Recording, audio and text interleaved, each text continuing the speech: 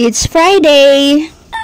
Papunta na nga kami sa aming venue guys, no? Kasi today is our Groovy Christmas Party 2024. Ayan yung venue namin pagdating. Sobrang colorful and all that, style.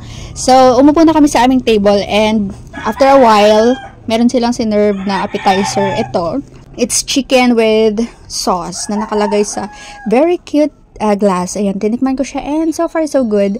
Medyo creamy yung lasa niya. And also, the waiters, nag-abot din sila ng a plate of lechon. Ay, masarap din siya, yun nga lang, the balat, hindi na siya ganun ka-crispy. Siguro dahil na-expose na siya sa hangin, kaya ganun. Pero okay pa din. At least, di ba, bago mag-start yung party, medyo busog. Ayan, so tikim-tikim lang muna. At eto na guys, ang highlight. Tingnan nyo naman, ang gagaling nilang mag-dance, diba? Effort with all those costumes, from hair, damit, from the shoes, diba? And after that, gutom na naman ulit. Kaya, pumila na tayo sa buffet para kumain. At ayan, yung kinuha ko, hindi ko na napakita sa inyo, pero kumuha ako ng creamy pasta, and then rice, chon dyan, syempre. Pasensya na kayo guys, ang ingay ng mga manok sa background. Sumasali sa voice over ko. Ayan, so habang kumakain, ang saya kasi merong banda guys, at ang gaganda ng mga boses talaga nila.